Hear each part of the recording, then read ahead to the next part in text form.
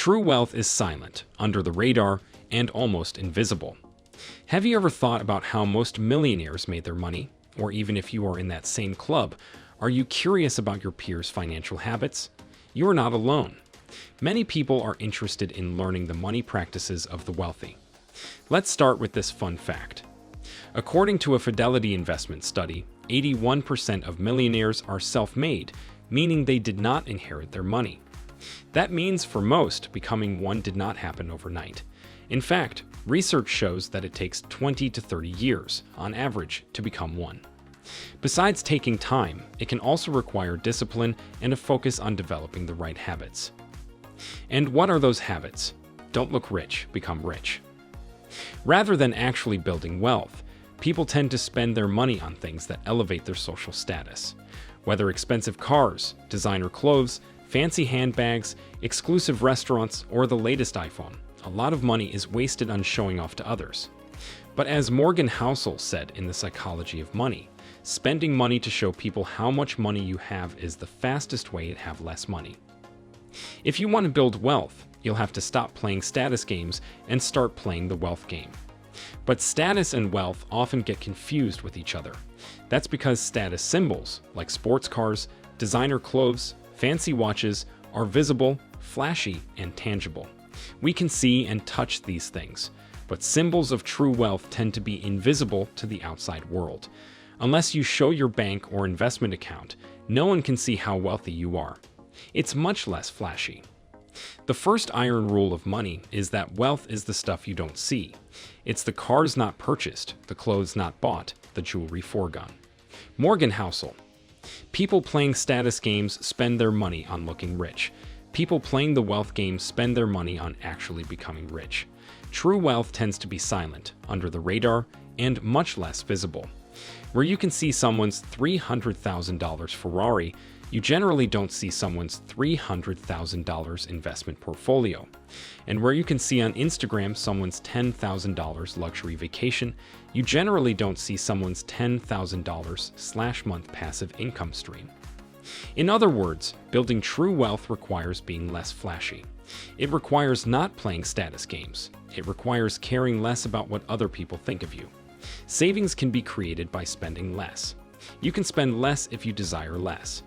And you will desire less if you care less about what others think of you. Morgan Housel. Only when you put your ego aside can you stop playing status games and start playing wealth games. Invest in yourself.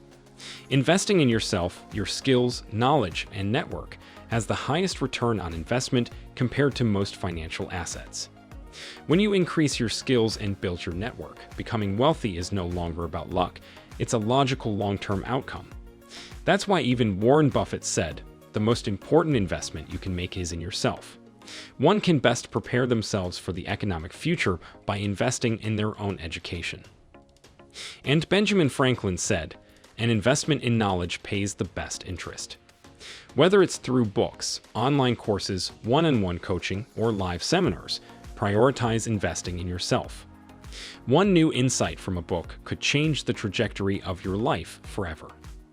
One practical tip from an online course could make you an extra $1,000 per month.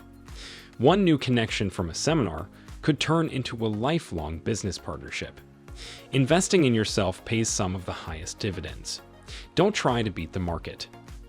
For most investors, index fund investing is a much better investment strategy than picking individual stocks in the hopes of beating the market.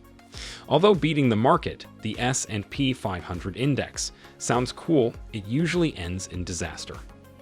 Studies show the average investor underperforms the S&P 500 by 2.5 to 4% per year. Many percent of investment professionals fail to beat the S&P 500 in the long run. Paradoxically, by trying to beat the market, most investors underperform the market. Turns out it's much more difficult than most investors think. As John Bogle, founder of Vanguard, said, owning the stock market over the long term is a winner's game, but attempting to beat the market is a loser's game. Yes, in many areas of your life, you don't want to be average. You don't want an average relationship, career, or life. But when it comes to investing, average returns, those of the S&P 500, compounded over a long enough time frame, can make the ordinary person very wealthy. Over the last 60 years, the S&P 500 index averaged a return of 10.2% per year. And if you invest $5,000 per year into an S&P 500 index fund, you could end up with $80,455 after 10 years, $292,961 after 20 years, $854,250 after 30 years, $2,336,778 after 40 years, $6,252,561 after 50 years. That's why even Warren Buffett said, by periodically investing in an index fund, the know-nothing investor can actually outperform most investment professionals. Rather than trying to beat the market, it's usually smarter and more profitable to simply match the market. This is not to say you should never invest in individual stocks or other investments. Personally, I really enjoy researching stocks and sector-specific ETFs and achieve good returns with it. But I do this with only 10 to 20% of my portfolio. The core of my portfolio consists of index funds. Take 100% ownership of your life. When I lost my life savings in 2014 because I made some dumb money mistakes, I blamed other people for my situation. I blamed my parents for not teaching me about money. I blamed my friends who fueled my gambling behavior. I blamed my boss for not paying me enough money. But all this blaming got me nowhere. It kept me stuck in the same old depressing situation. One day I realized that no one was coming to save me, and I had to take 100% responsibility for everything in my life. Instead of staying stuck in a victim mindset, I started watching videos on YouTube about financial education, reading books about finance, studying the stock market, developing high-income skills. That's when my entire life changed. I went from being broke and depressed to earning $10,000/month from my laptop. This experience taught me an important lesson. Stop being a victim and start taking ownership of your life. It's all you versus you. As Marcus Aurelius, the ancient Roman emperor, once said, "You have power over your mind, not external events." Realize this, and you will have strength. Learn financial literacy. Building wealth isn't necessarily about making a lot of money, it's about mastering your money. As Robert Kiyosaki said in Rich Dad, Poor Dad, it's not about how much money you make, but how much money you keep, how hard it works for you, and how many generations you keep it for. That's why financial literacy, understanding how to manage your money, is far more important than how much money you make. People who make a lot of money without having learned the financial foundations tend to quickly spend or lose their money. Statistics show 70% of lottery winners end up broke, and 33% go on to declare bankruptcy within 7 years after winning the lottery. And many professional athletes and famous entertainers who made millions in their careers ended up bankrupt too. Mike Tyson made more than $300 million in his career, but filed for bankruptcy in 2004. Johnny Depp earned over $600 million in his career, but almost had to file for bankruptcy. Nicolas Cage earned over $150 million in his career, but nearly lost it all in 2009. These examples show that even if you've made hundreds of millions, you can still lose it all when you lack financial literacy. Money without financial intelligence is money soon gone. Robert Kiyosaki. No matter which income level you're at, you need to learn the foundations of financial literacy if you want to build wealth. How to budget. How to pay off debt. How to do your taxes. How to build an emergency fund. How to invest in stocks/real estate. How to differentiate between assets and liabilities.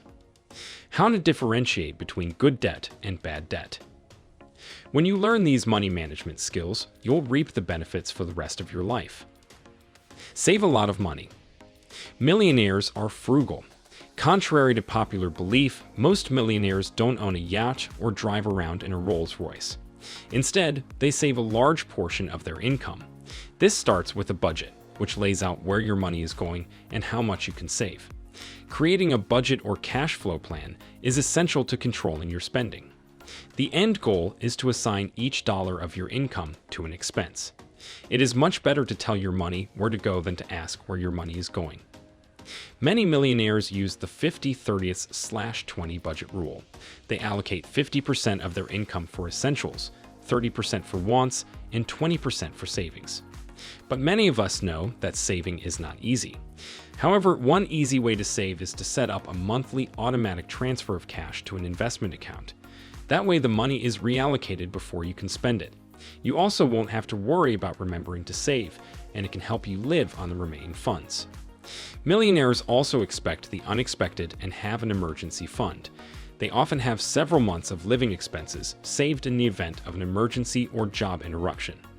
The alternative that many non-millionaires might fall back on is using high-interest credit cards to meet unforeseen expenses.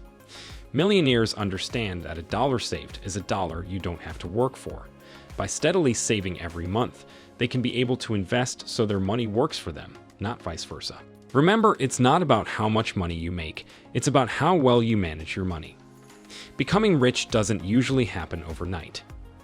By constantly improving upon your knowledge, you can acquire more skills and information that may help you to become a millionaire and, more importantly, stay that way. These habits may take discipline and time, so it may be easier to start with one or two until you can incorporate the others as your money management skills improve. The key is to continue to focus on getting better. Things may not always go as planned, but if you adopt these habits, you may get closer to achieving your financial freedom.